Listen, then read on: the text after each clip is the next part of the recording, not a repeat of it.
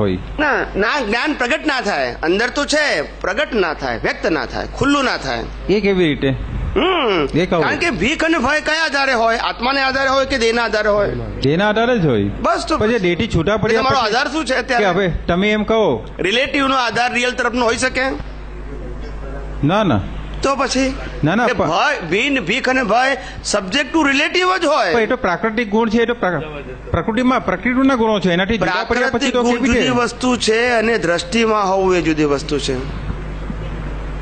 શું કીધું? દ્રષ્ટિમાં ભાઈ? હા, ભય ને ભીખ બે દ્રષ્ટિમાં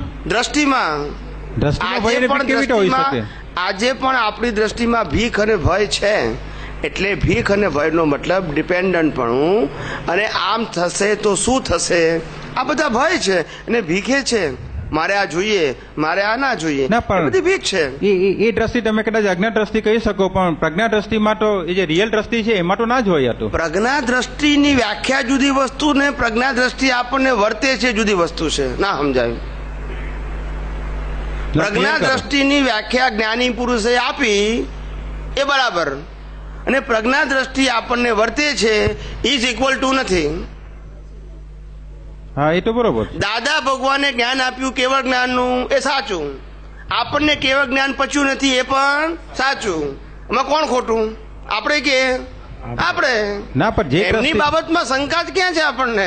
જે દ્રષ્ટિથી મને, જે દ્રષ્ટિમાં, જે દ્રષ્ટિ જેવી નિર્દોષ દ્રષ્ટિ છે કે જેમાં એમને કોઈને દોષ જ દેખાતા નથી, જેને વિતરાગ દ્રષ્ટિ આપણે કહીએ છીએ, એ દ્રષ્ટિ તમારી પાસે હોય તો કે એમાં ભય નથી અને ભીખે નથી. હા, તો એ દ્રષ્ટિ તમે જે વાત કરો છો એ બીજી કોઈ દ્રષ્ટિ છે કે જેમાં ભય અને ભીખ છે, તમે જે કહો છો તો એ કઈ દ્રષ્ટિ છે અમને કહો. એટલે જ્યાં સુધી દેહાધ્યાસ સેન્ટરમાં છે, કોઈ પણ લેવલે, કોઈ પણ એંગલથી, ત્યાં સુધી ભીખ અને ભય હોય જ. પર્સન્ટેજ ઘટતા જાય પણ હોય ખરું. જયારે સંપૂર્ણ નીકળી જાય ત્યારે માણસ નિર્ભય થઈ જાય. પણ મારું એવું કેવું છે, તમે પણ આગળ આ સત્સંગમાં કહ્યું હતું કે ભય અને ભીખ એ પ્રકૃતિમાં છે, એ મારામાં નથી, મારા સ્વરૂપમાં ભય અને ભીખ નથી, તો એનાથી આપણે જુદા પડીએ છીએ. સાંભળો, ભય અને ભીખ પ્રકૃતિમાં છે, એને પરિણામ સ્વરૂપ છે. હા, અને ભય અને ભીખ દ્રષ્ટિમાં પણ છે. દ્રષ્ટિમાં છે ત્યાં કચાશ છે, અને પ્રકૃતિમાં છે તે પરિણામ છે. પરિણામ વાળા ભીખ અને ભય એ જોખમ કરતા નથી. તમે આ દ્રષ્ટિમાં છે ભય અને ભીખ, એમને એક દાખલો આપો તો કે મને સમજાય, હજી ક્લિયર થતું નથી. જે ભય અને ભીખ જે દ્રષ્ટિમાં છે એ કઈ દ્રષ્ટિ છે, કંઈક મને એ સમજાય, ક્લિયર નથી થતું. અચ્છા, એક દાખલો આપો ને. દાદા ભગવાને જે જ્ઞાન આપ્યું, જ્ઞાની પુરુષે જ્ઞાન આપ્યું, એ એક પ્રકારનું છે કે અનેક પ્રકારનું છે? હે, જ્ઞાની પુરુષે જે વ્યક્તિઓને જ્ઞાન આપ્યું એક પ્રકારનું છે કે અનેક પ્રકારનું છે? એક જ પ્રકારનું છે. અનુભવ એક પ્રકારનો છે કે અનેક પ્રકારનો છે? આ જુદા જુદા લેવલે થાય. કેમ? એ તો એમની કેપેસિટી. પાછું આવી ગયું ને પાછી વાત, આમ કેમ પકડું આવી ગયું ને? ના, કેપેસિટીમાં શું આવ્યું? નબળાઈ જ ને. મને ઓછો અનુભવ થાય તો મેં નબળાઈ કરી કે નહીં? નબળાઈ કઈ હોય? આત્મા સંબંધી હોય કે પ્રકૃતિ સંબંધી? ના, નબળાઈ હોય તો ત્યાં ભય અને ભીખ છે જ. તો પછી વાત કરી છે, આપણે કબૂલ તો કર્યું ને પાછું. ના, એ બરોબર છે, પણ આપણે તો એ દ્રષ્ટિની વાત કરીએ કે જ્યાં ભય અને ભીખ નથી. પણ એ તમે સમજ્યા નહીં. તમે જે ડેફિનેશનની વાત કરો છો અને આપણે રિયાલિટી અથવા ફેક્ટની વાત કરીએ છીએ. ફેક્ટને આધારે જ આપણી પ્રગતિ થશે, ડેફિનેશનને આધારે નહીં થાય. ડેફિનેશન એ ખાલી લક્ષમાં રાખવાની વસ્તુ છે. આજે મારામાં જે નબળાઈ છે એ નબળાઈ મારે કાઢવી હોય તો ઓળખવી પડશે. તો હવે જે દ્રષ્ટિમાં એ નહીં ઓળખાય તો જશે. એટલે આપ એમ કહો, આપના કહેવા મુજબ એવું લાગે છે કે જે તારી નબળાઈ વાળી દ્રષ્ટિ છે એમાં ભય અને ભીખ છે, તેનાથી હું જુદો રહું અને કે એને જુદું જોઉં. પહેલા તો ઓળખો. ઓળખાતું નથી આપણને. આ ભીખ અને ભય આપણી દ્રષ્ટિમાં જીવતા છે, એને ઓળખો, આઈડેન્ટિફાય કરો. આઈડેન્ટિફાય કર્યા વગર તમે એને રિમૂવ નહીં કરી શકો. હા, પણ પ્રકૃતિમાં આપણે ભય ને ભીખ જોઈ શકીએ છીએ, પોતાની દ્રષ્ટિમાં ભય અને ભીખ આજે પહેલી વાર એની તો વાત કરું છું. પ્રકૃતિમાં તો જોખમ કરતા નથી, પણ દ્રષ્ટિમાં ભય ને મહાવીરને ભીખ માંગવા જવું પડે. ના, તમે મને કહો કે એને ભીખ નથી કહેવાતી, એમ કહું છું. દ્રષ્ટિમાં ભય અને ભીખ ને કેવી રીતે જોવા એ દેખાડો. જે ભીખ અને ભય ની અંદર સેન્ટરમાં મન વચન કાયા માટે આધારીપણું છે, આત્મા સંબંધી નહીં, મન વચન કાયા સંબંધી. ત્યાં આજે ભીખ અને ભય આપણામાં જીવતા છે. સમજાય છે? દ્રષ્ટિમાં સેન્ટર શું છે?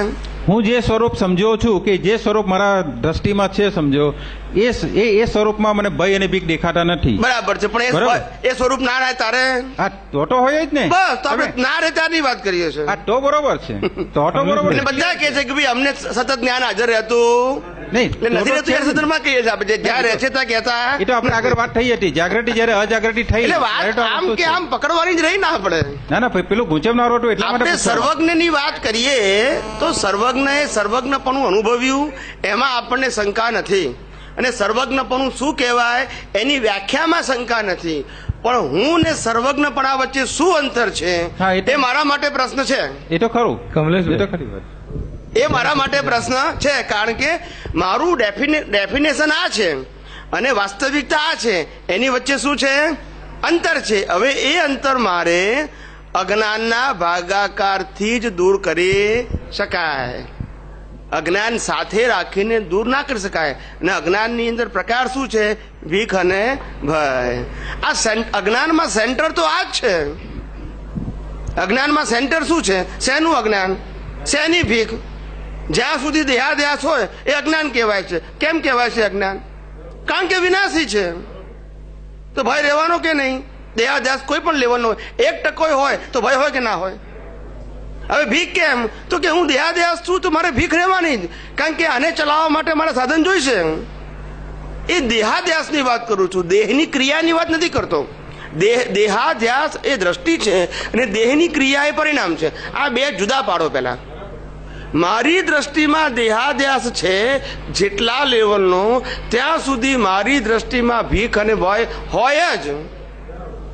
અને જ્યારે મારી દ્રષ્ટિમાં આત્માનો અભ્યાસ હોય તો તે સમય પૂરતો ભીખ અને ભય ના હોય, પણ તેથી બધા સમયમાં ના હોય એવું કહેવાય. અને જ્યાં છે ત્યાં જ જ્ઞાનની જાગૃતિનો ઉપયોગ કરવાનો છે, જ્યાં નથી ત્યાં સવાલ નથી. સમજી ગયા સ્વામીજી? કમલેશભાઈ, આ આટલું બધું ઝીણું પૂછો છો પણ બીજાને ના પૂછો, નહીતર કોઈ નહીં જવાબ આપે તમને. સ્વામીજી, ગઈકાલે મેં જે પૂછ્યું હતું ને દર્શન મોહ, જી એ પ્રિસાઇઝલી આ વસ્તુ માટે જ હું પૂછવા માંગતો હતો ના કહ્યું. કે આને જ દર્શન મોહ કહેવાય છે. આપણે એ તો માની લીધું છે કોઈ કે પણ દર્શન મોહ નિમિત્તે કયો? પાછું ખુલ્લું થઈ જાય. હા. મહાત્મા અહીંયા બેસશે ને આશ્રમ તો આજે આને જ નહીં તો કહેવાય. કાલે નહીં તો પરમ દિવસે એને જવાબ યથાર્થ મળી જશે. બની શકે કે આજે કદાચ સમાધાન ન પણ થાય, બની શકે. કારણ કે એક વસ્તુ છે કે શબ્દોની